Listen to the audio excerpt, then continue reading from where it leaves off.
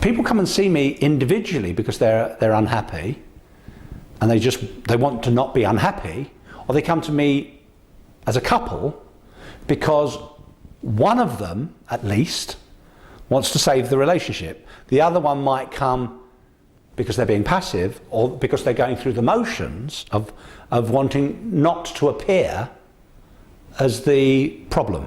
Looking back at the background, the parents, the relationship the parents had, the relationship you had with your mother, the attachment, the relationship you have with your siblings, where you are in the family, that's all very relevant to who you are and how you've become the person you have become. The woman is much happier to be emotional, but underneath it, they can be very logical and rational. Whereas men try to control the world by being logical and rational, but underneath it, they're controlled by their emotions. She wants to be rescued by him, and he wants to rescue her, and then it flips around.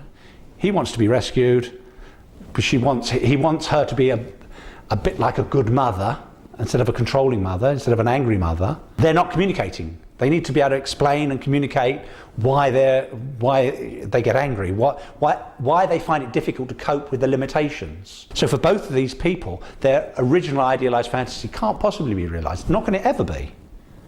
So it's dealing with how it really is, rather than how you fantasize it should be. Jealousy comes from insecurity. Now you're insecure. If you're insecure, you're vulnerable. If you're vulnerable, you become defensive. And one of the ways of being defensive is being jealous. Why are you insecure? There's two kinds of insecure. There's a practical insecure. You're with somebody who you know you can't trust, or you have insecurity that goes back to your childhood, that makes you vulnerable, that you don't know if your mother's going to be there for you when you come home from school. What you want is a couple who are healthy together, who can cope with the child interaction with the mother or even the father, because very often the mother has a problem because the father is so close to one of the children, often the daughter. The investment in winning the argument is often the problem.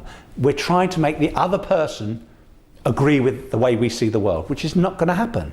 They need to be able to communicate better with each other, and they need to understand the dynamic that causes them to be who they are and causes them to react the way they do. It's about being able to be relatively contented and relatively at peace, accepting the limitations and allowing your partner to be different from you.